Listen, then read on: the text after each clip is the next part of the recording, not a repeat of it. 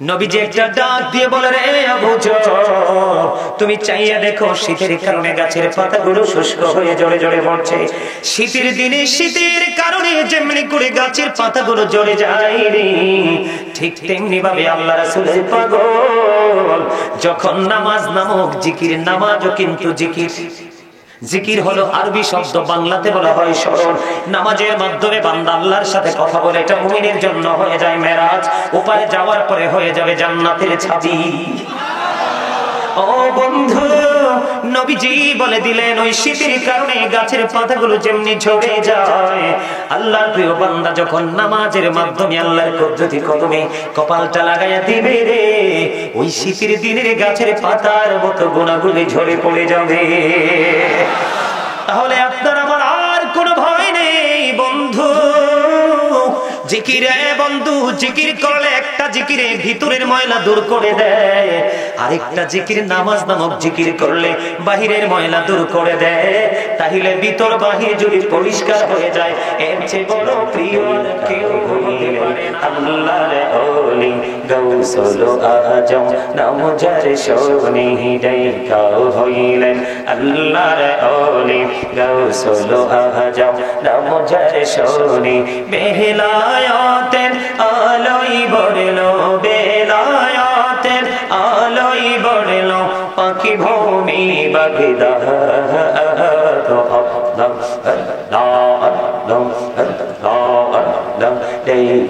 হইলেন আল্লাহর ওলি শাহজালাল নাম যার শোনে ডাইকাও হইলেন, আল্লাহর ওলি শাহজালাল নাম যার শোনে। সরে মহানদী পড়ে হয়ে যায়, সরে মহানদী পড়ে হয়ে যায়, বিছানা যার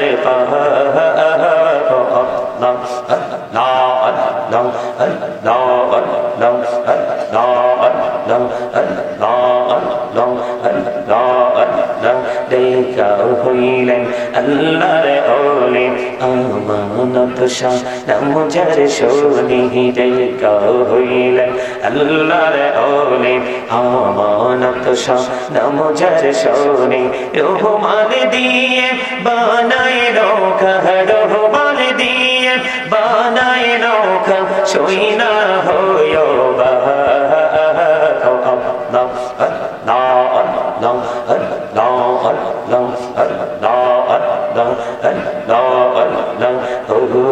প্রাণের মুর্শিদ তুমি আমার হইও গো কান্ডারি, তোমার প্রেমে পয়রারি মুর্শিদ, তোমার প্রেমে পয়রারি মুর্শিদ, ছাড়লাম ঘর বাড়ি রে, ও প্রাণের মুর্শিদ তুমি আমার হইও গো কান্ডারি।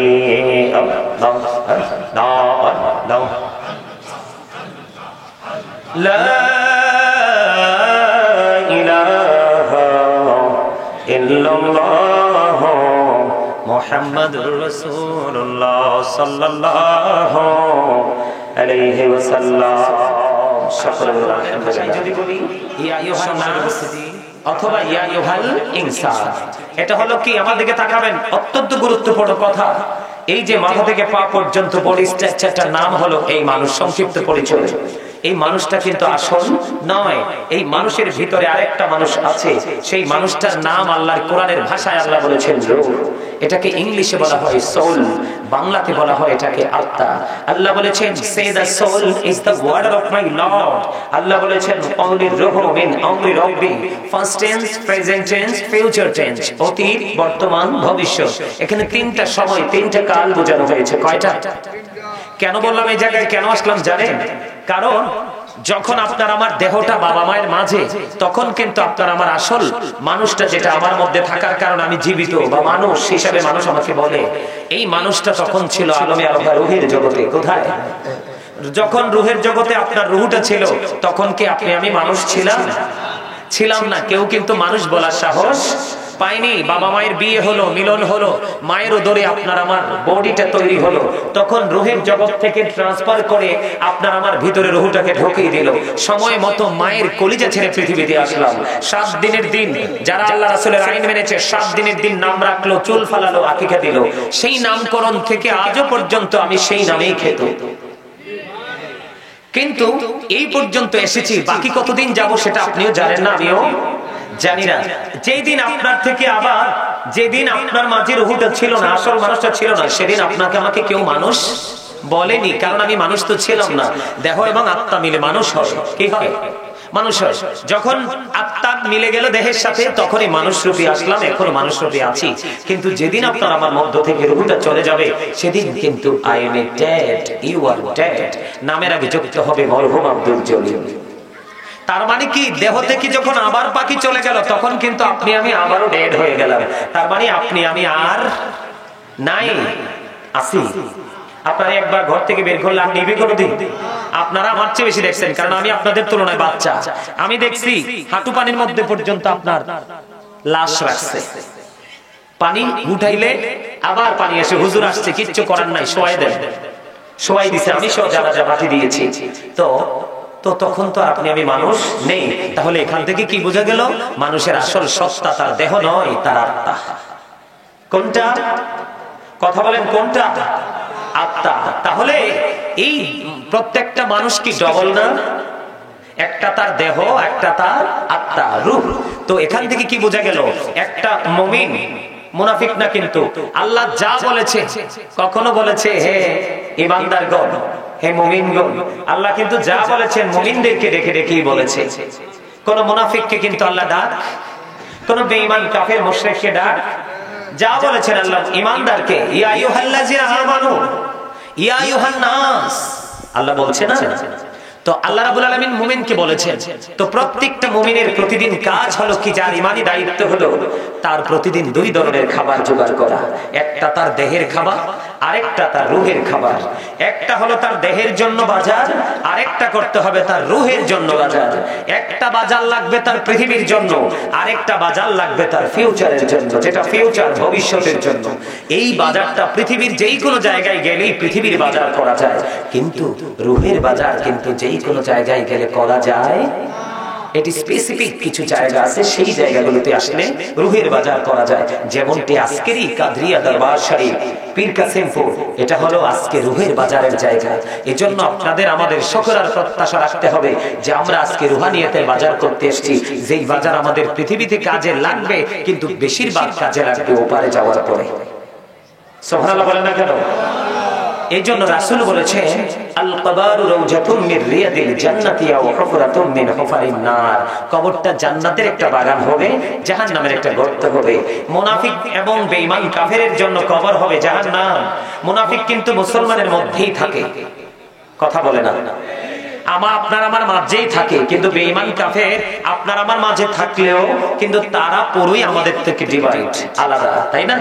তো এই জন্য আপনাদেরকে বলছি, রাসূল বলেছেন কবরটা 2টা রূপে রূপান্তরিত। এক ভাগ কবর কারো কারো জন্য জান্নাত হবে, কারো কারো জন্য জাহান্নাম হবে। যারা মুমিন মুত্তাকি তাদের জন্য হলো কবর জান্নাত, আর যারা মুনাফিক থেকে বেঈমান কাফের মুশরিক তাদের জন্য কবর হলো কি? জাহান্নাম। তো আমরা যেহেতু কবরে যেতে হবে, কবরে যাওয়ার আগে সেই বাজারটা আমাদেরকে করতে হবে, আর সেই বাজারটা হলো রাসূল প্রেম। কারণ রাসূল প্রেমের মধ্যেই কিন্তু সব প্রেম নিমজ্জিত, লুকায়িত। সুবহানাল্লাহ ফয়দা। আর আরেকজন বলেন সুবহানাল্লাহ। রুহের বাজার মানে কি? জিকির, দুরূদ, আল্লাহর গোলামি, আল্লাহর স্মরণ করা, রাসূলের স্মরণ করা, এটাই তো। এই যে জিকির, জিকির করলে কি লাভ হয় জানেন? আমার নবী, আপনার নবী, দো জাহানের বাদশা নবী, তিনি বলে দিয়েছেন, বন্ধু আজকে আপনারা অনেকেই কিন্তু হেঁটে হেঁটে আসছেন, আবার ওপারে গাড়ি থেকে নেমে পার পর্যন্ত হেঁটে নিয়ে আসছেন, আবার কেউ কেউ বাড়ি থেকে গাড়ি পর্যন্ত অনেকটা হেঁটে আসতে হয়েছে। আসছেন কিনা? এটাই বাস্তবতা। হাদিস শরীফের সাথে আপনার হাঁটার মিল রেখেছেন। আল্লাহ রাব্বুল আলামিন, আল্লাহর হাবিব জানিয়ে দিয়েছেন, কেউ যদি 1 বিঘা পরিমাণ হেঁটে হেঁটে আল্লাহর জিকিরের জন্য এগিয়ে আসে, আল্লাহ রাব্বুল আলামিন তার দিকে 1 গজ পরিমাণ এগিয়ে আসে। কেউ যদি আল্লাহর দিকে হাত পরিমাণে এগিয়ে যায়, আল্লাহ রাব্বুল আলামিন তার দিকে 2 হাত পরিমাণে এগিয়ে আসে। সবচেয়ে বড় মজার খবর হলো বন্ধু, আমরা যখন কোন জলসায় বসে মালিকের জিকির করতে থাকি, আল্লাহ রাব্বুল আলামিন আল্লাহর হাবিবকে জানিয়ে দিয়েছে, হাবিব আপনি জানিয়ে দেন বান্দাগুলো যখন কোন জলসায় বসে জিকির করে, তার চাইতে উত্তম জলসায় বসে আমি আল্লাহ তার জিকির করি। জোরে জোরে কন্যা সুবহানাল্লাহ। আপনি যখন আল্লাহর জিকির করার জন্য হেঁটে হেঁটে এসেছেন, হাদিস শরীফ প্রমাণ করেছে, আপনার আমার প্রাণের নবী তিনি জানিয়ে দিয়েছে যে আল্লাহ রাব্বুল আলামিন কোন বান্দা যখন জিকির করার জন্য আল্লাহর দিকে হেঁটে হেঁটে যায়, আল্লাহ রাব্বুল আলামিন ওই বান্দার দিকে দৌড়ে চলে আসে। কথা বুঝেন নাই? তার মানে আপনি আমি আল্লাহর জিকির করার জন্য আল্লাহর যত দ্রুত কাছে যেতে চাই, যত দ্রুত আপন হতে চাই, আল্লাহ স্মরণ করতে করতে তারও আগে আল্লাহ রাব্বুল আলামিন আপনার আপন হয়ে যাবে। আর যারা বলেন না সুবহানাল্লাহ, তারও আগে আল্লাহ রাব্বুল আলামিন আপনার কি হয়ে যাবে? আপন হয়ে যাবে। তাহলে জিকির করার দরকার আছে না? বেশি প্রয়োজন কিনা? বেশি প্রয়োজন। এখন জিকির করতে হলে কি করতে হবে? 2 ধরনের মানুষের সাথে আপনাকে যুক্ত হতে হবে। আমি বলছি না, আল্লাহ বলছে। আল্লাহ বলছেন join with my dear people, come to my paradise. আল্লাহ বলেছেন ফাদখুলি ফি ইবাদি ওয়াদখুলি জান্নাতি। আল্লাহ বলেছেন যারা আল্লাহর জিকির করে আল্লাহর গোলামি করতে করতে আল্লাহর প্রিয় হয়ে গেছে, আল্লাহ বলছে তোমরা আমার প্রিয় লোকের সাথে যুক্ত হও, ওয়াদখুলি জান্নাতি, আমার জান্নাতে চলে আসো, কাম টু মাই প্যারাডাইস। জোরে জোরে সুবহানাল্লাহ। আল্লাহ জান্নাতে কি করব? আল্লাহ রাব্বুল আলামিন বলতেছেন ইনদা রাব্বিহিম ইউযাকুন। আল্লাহ বলতেছেন দে রিসিভ ফুড ফ্রম আল্লাহ। আল্লাহ বলতেছেন তোমরা জান্নাতে এসে জান্নাতি খাবার খাবে। তোমরা যত বেশি খাও প্রস্রাব পায়খানার ব্যাগ হবে না, ঢেক আসবে, সব নিমজ্জিত হয়ে যাবে। এটা শুধু আল্লাহর প্রিয় লোকেদের সাথে যুক্ত হওয়ার কারণে। জোরে জোরে কোন সুবহানাল্লাহ। তাহলে জিকিরের দরকার আছে না নাই? আর যারা বলেন না জিকিরের দরকার আছে না নাই? আল্লাহ বলতেছে ইয়া আইয়ুহাল্লাযীনা আমানু যিকুরুল্লাহা যিকরান কাসীরা ওয়াসাব্বিহুহু বুকরাতাম ওয়া আসীলা। আল্লাহ রাব্বুল আলামিন ডেকে ডেকে বলছে ঈমানদারেরা তোমরা বেশি বেশি করে জিকির করো, সকাল তো সন্ধ্যা আল্লাহর পবিত্রতা ঘোষণা করো। আর জোরে কন্যা সুবহানাল্লাহ। বেশি বেশি জিকির করতে কইছে না, আল্লাহ তো কইছে, আমি কি কইছি?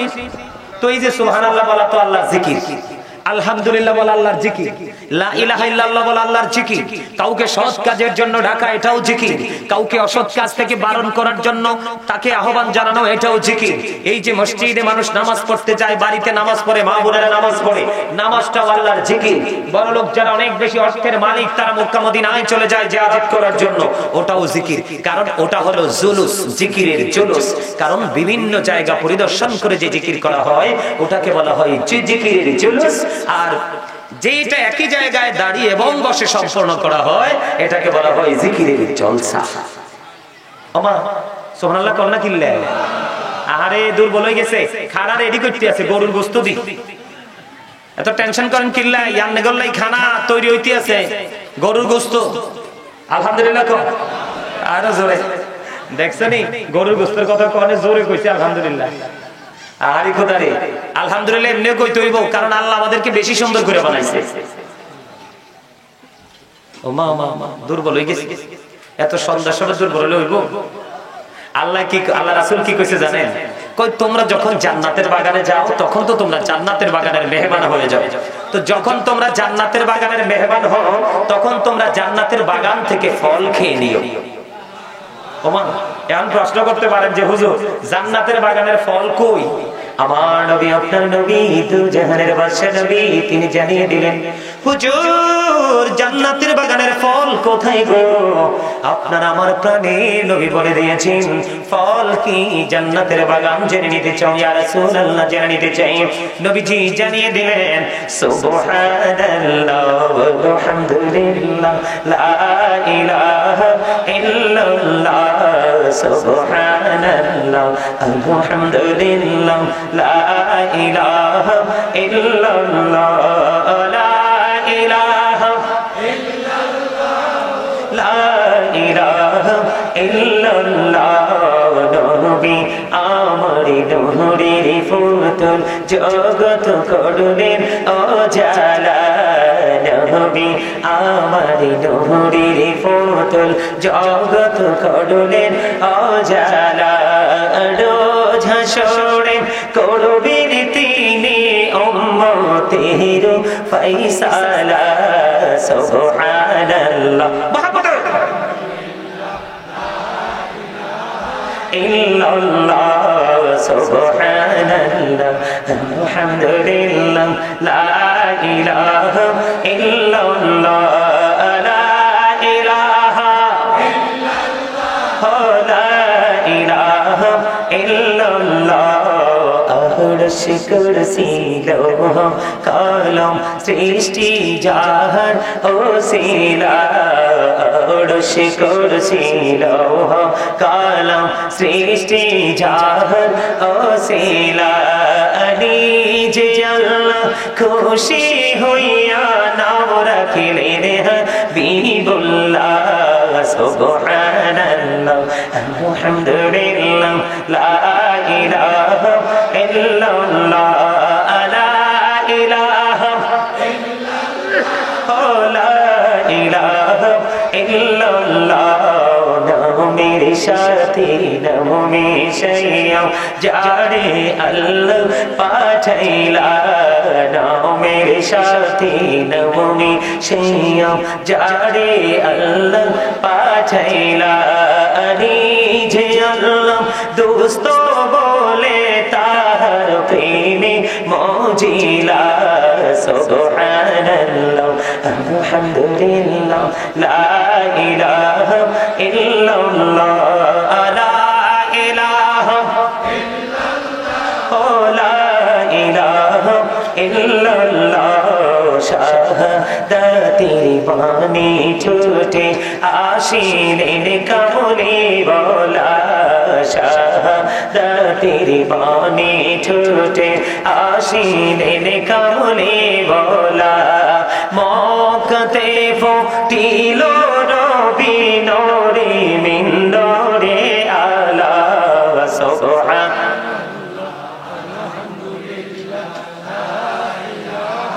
ইল্লাল্লাহ সুবহানাল্লাহ আলহামদুলিল্লাহ লা ইলাহা ইল্লাল্লাহ লা ইলাহা ইল্লাল্লাহ লা ইলাহা লা ইলাহা ইল্লাল্লাহ মুহাম্মাদুর রাসূলুল্লাহ সাল্লাল্লাহু আলাইহি ওয়াসাল্লাম।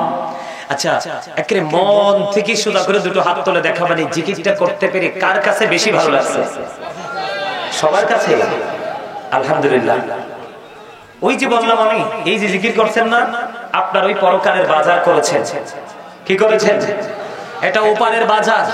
কেন জানেন? আপনি আপনার ব্যাগ যত বড় হবে ততই কিন্তু বাজার নিতে পারবেন।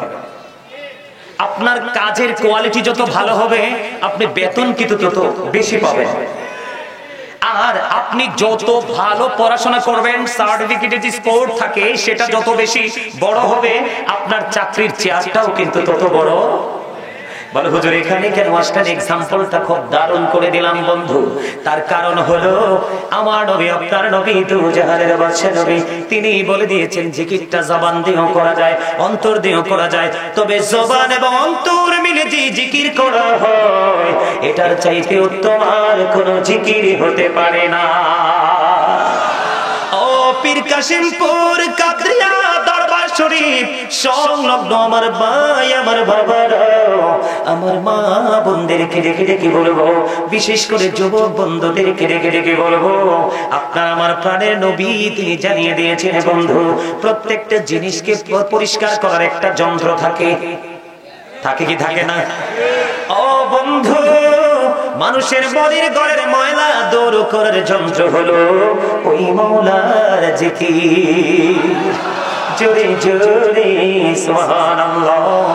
এই জন্য রাসূল বলেছেন তোমরা যখন জিকির করবে এমন ভাবে জিকির করো মানুষ দেখলেই যেন তোমাদেরকে পাগল বলে। এই ওয়াজ যদি এখনকার যুবক ছেলেরা শুনে এরা কইব হুজুরের মনে হয় মাথা নষ্ট হয়ে গেছে, ঠিক না? পাগল বলতে ওই যে এলোমেলো আউলাকে সে পাগল বেশে ঘুরে, ওই সমস্ত সব চিনে না, টাকা চিনে, ওই পাগল না আবার, ঠিক কিনা বলে? ওইটা শুধু জিকির কিনবে, জিকির চিনবে, টাকা দিলে টাকা নেবে না, ঠিক না বেঠি? কেমন পাগল, সব দিকে সব ধরনের জলসা আছে, আর একদিকে চলছে জিকিরের বাজার, ওই পাগল কিন্তু সেই বাজার বাছাই করে দেবে। কথা বল না কেন?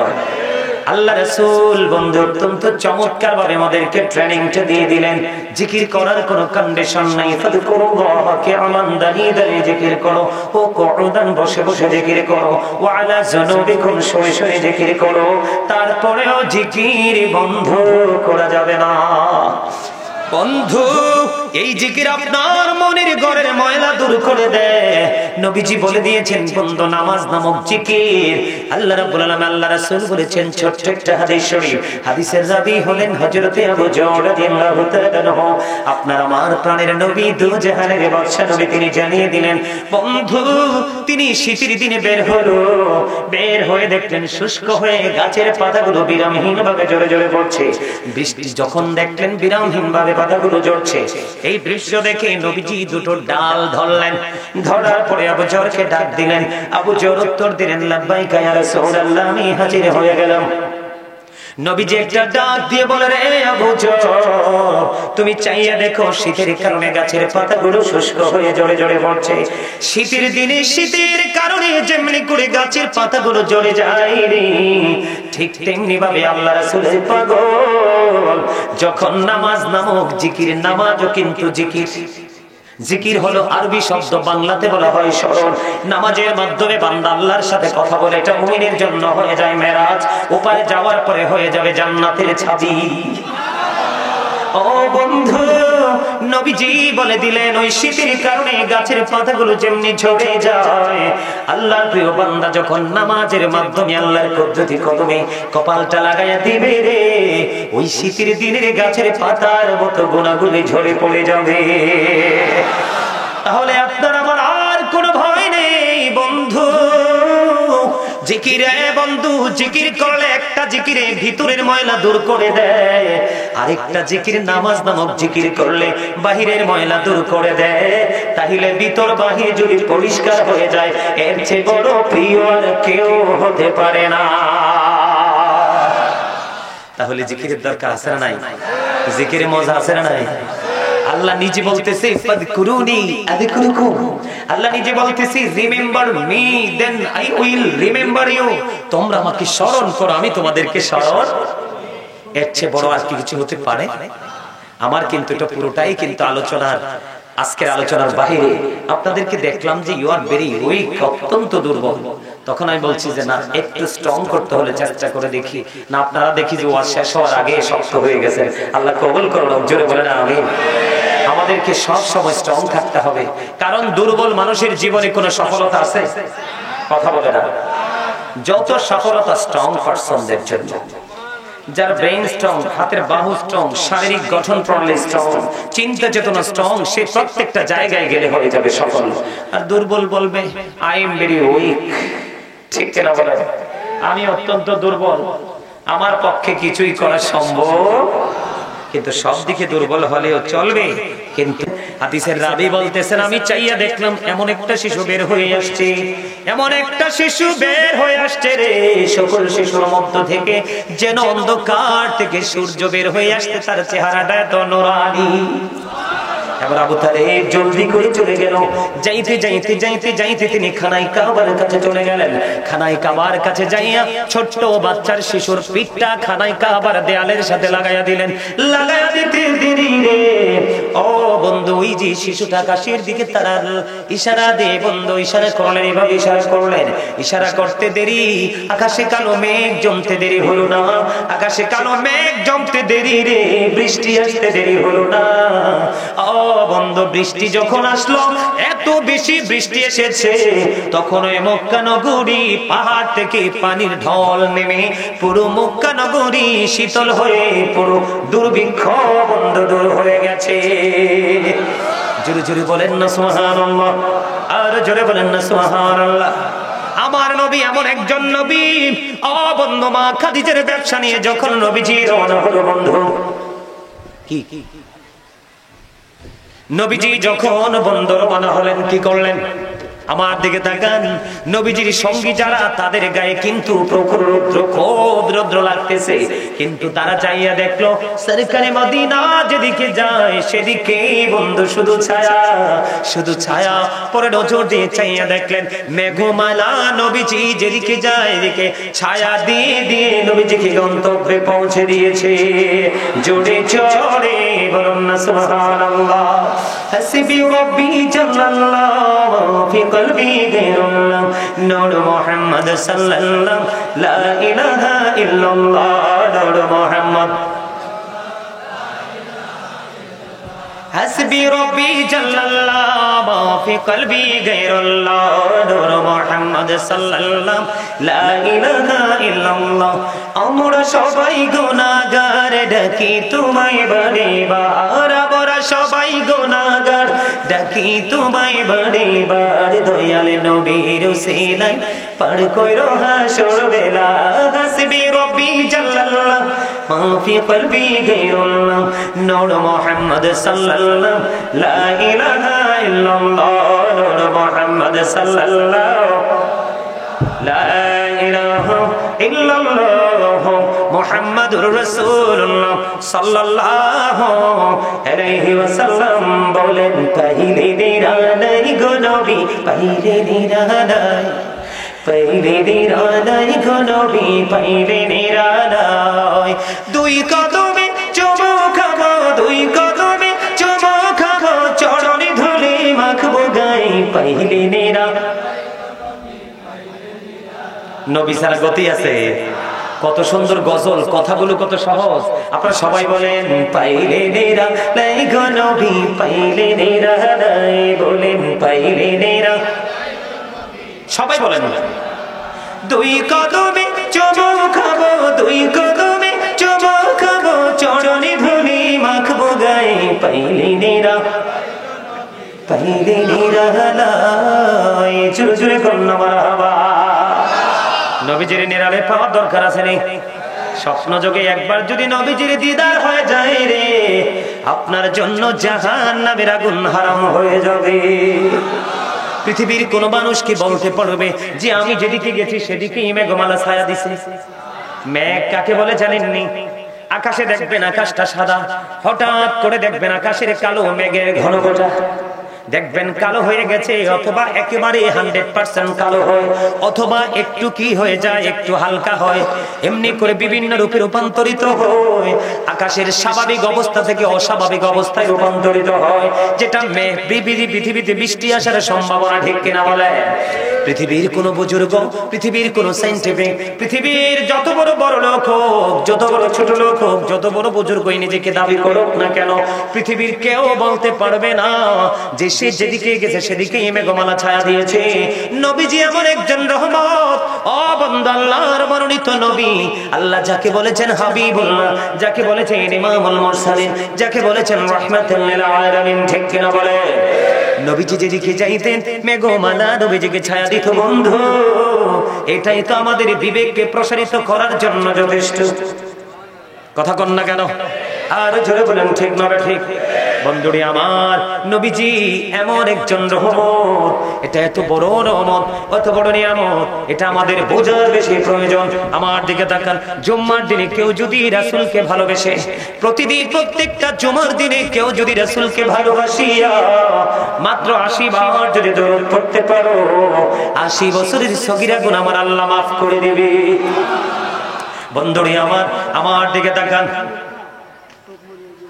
হযরত আনাস রাদিয়াল্লাহু তাআলা আনহু থেকে হাদিস বর্ণিত। বন্ধুরে আমার, হাদিস কানে এসেছে বন্ধু দাইলামি শরীফের মধ্যে, আমার নবী, আপনার নবী, দু জাহানের বাদশা নবী, তিনি বলে দিয়েছেন, কেউ যদি প্রতিদিন প্রাণের নবীকে ভালোবাসিয়া প্রতিদিন যদি 1000 বার যদি দরুদ পড়তে পারো, নবীজি জানিয়ে দিয়েছে জান্নাত না দেখা পর্যন্ত তার মরণ হবে না। আমার কথা আপনার মন নাই? কি কইছি? কি মজার হাদিস, বুঝতে পারছেন না? হাদিস শরীফের মধ্যে এসেছে আপনি, আমি, আমরা রাসূলকে ভালোবেসে যদি প্রতিদিন মাত্র 1000 বার দুরূদ পড়তে পারি, আমার মা বোনেরা যদি পড়তে পারে, যুবকরা যদি পড়তে পারে, যুবতীরা যদি পড়তে পারে, যারা বুড়ো বাবা হয়েছেন, বুড়ো মা হয়েছেন, এই যে আপনারা যেখান থেকে আসছেন, যেভাবে পারেন পবিত্র অবস্থায় যদি প্রতিদিন মাত্র 1000 বার রাসূলকে ভালোবেসে দুরূদ পড়তে পারেন, রাসূল বলেছে জান্নাত না দেখা পর্যন্ত মরণ হবে না। আরে জোরে কন্না সুবহানাল্লাহ। দুরূদ শরীফ পড়ে যারা আশিকি রাসূল, বলে রে মিলাদ শরীফ পড়ে যারা আশিকি রাসূল, যিনি হলেন আল্লাহ তাআলার, যিনি হলেন আল্লাহ তাআলার সৃষ্টি কুলের মূল, দুরূদ শরীফ পড়ে যারা আশিকি রাসূল, বলে রে মিলাদ শরীফ।